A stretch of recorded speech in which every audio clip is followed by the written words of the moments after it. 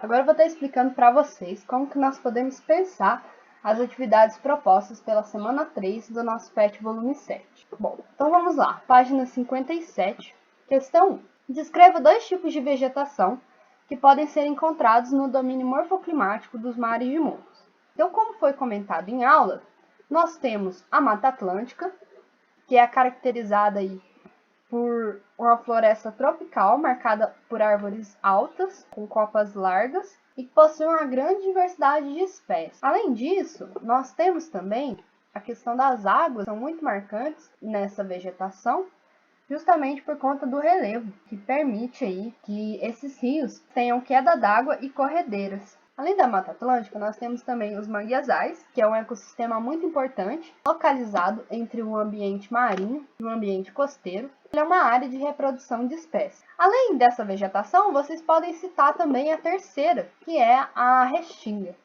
que está presente no ambiente caracterizado pelas praias, pelo litoral. É uma vegetação rasteira, mas que é muito importante para evitar a erosão marinha. Questão 2.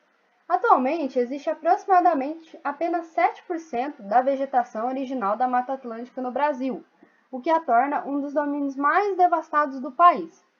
Dessa forma, qual que é a relação do processo de colonização do Brasil com a diminuição da área coberta pela vegetação da Mata Atlântica? Então, como foi apresentado em aula, a Mata Atlântica ela foi o bioma que mais sofreu com a ocupação europeia, que se iniciou justamente no litoral do país, devido à concentração das atividades econômicas que se situavam nessas regiões. Então, ao longo da colonização do Brasil, nós tivemos vários ciclos de atividades econômicas, como o ciclo do café, o ciclo da cana-de-açúcar, e para que fosse realizado o plantio dessas culturas, foi preciso devastar, desmatar essas áreas, além do fato também de que foi ali que iniciou o processo de industrialização, de urbanização. Então, todos esses fatores contribuíram, lembrando que isso começou aí com a chegada dos europeus, porque essa região ela já era ocupada pelos povos nativos, indígenas, e eles sempre cuidaram muito bem dessa vegetação, pois eles reconhecem todo o seu valor. Questão 3. Observe a imagem no texto denominada morro com topos arredondados e explique como que ocorre a formação dessa superfície. A imagem que o texto apresenta é essa imagem aqui, mas eu vou colocar outra imagem para facilitar a visualização. Bom, como que se deu o processo de formação? Então, nesse domínio, nós sabemos que o clima predominante é um clima tropical atlântico, que é marcado pelo regime de chuvas constantes durante todo o ano, bem distribuídas. Então, imagine essas chuvas nesses topos durante centenas de milhares de anos. Ela foi causando a erosão pluvial, que fez com que esses topos fossem ficando cada vez mais arredondados, tá certo? Então, foi esse o processo de formação desse relevo, criando aí esse aspecto de ondas, o que favoreceu a nomeação de mares de morros. Questão 4. Observe a imagem abaixo e responda. Caracterize a vegetação do cerrado.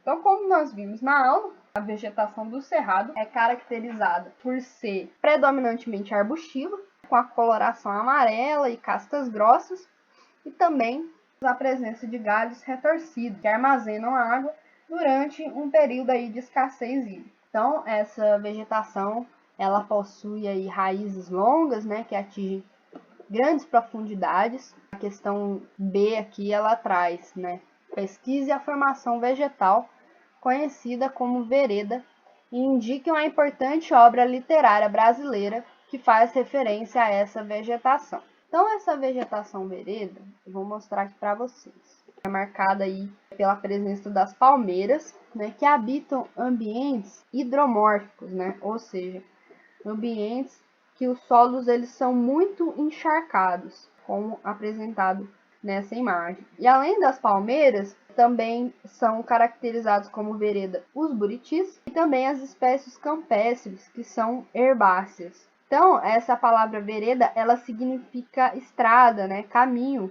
para muitas espécies. Então nós podemos encontrar essas veredas na Bahia, no Centro-Oeste, em várias regiões no estado de Minas Gerais também. Elas ficam aí em espaços que possuem brejos e nascentes próximas do lençol freático.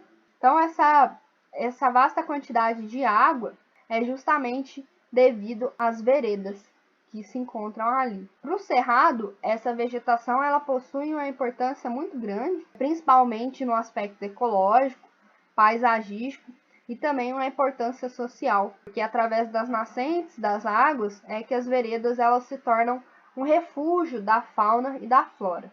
Quem vai trazer também essa importância dessa vegetação é a obra literária aqui do Guimarães Rosa, que é chamada de Grande Sertão Veredas.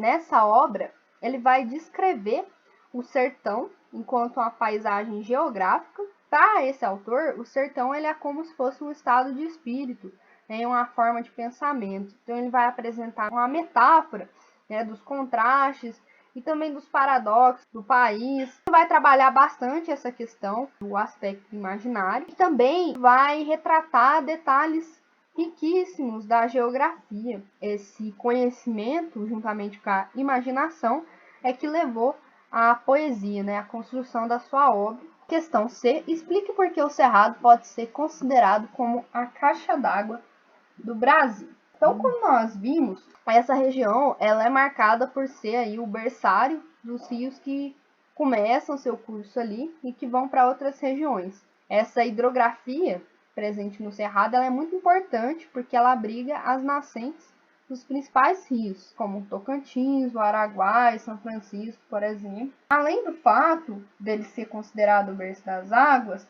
ele alimenta 3 gigantes aquíferos subterrâneos e também 6 das 8 grandes bacias hidrográficas brasileiras, além de todo o Pantanal. Então, ele é vital para a preservação da água no Brasil, porque ele funciona como uma grande esponja, que capta a água, que absorve a água e distribui para toda a região. Por isso, ele pode ser considerado como a caixa d'água do Brasil. Questão 5. O solo do Cerrado apresenta dificuldades para o plantio devido à sua grande acidez, que pode ser corrigida através do método conhecido como calagem, que é aquele método em que se adiciona o calcário, uma substância básica, para aumentar o pH do solo, ou seja, torná-lo menos ácido. Nos últimos anos, a produção agrícola no Cerrado avançou rapidamente, se transformando em uma grande área produtiva do país. A partir dessas informações, responda quais os principais produtos agrícolas são produzidos no Cerrado e qual o impacto ambiental gerado por essa alta produtividade.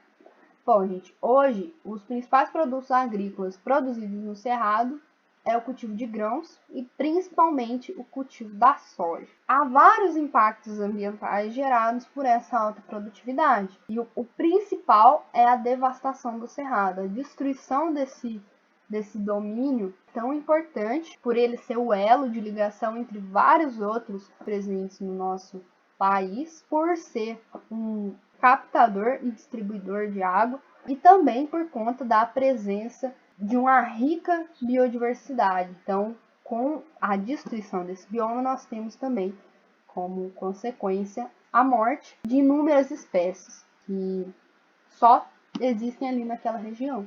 Bom, então essas são as atividades propostas nessa semana. Espero que tenham sido esclarecidas aí e que vocês possam responder aí sem nenhuma dificuldade. Agradeço a atenção e até a próxima.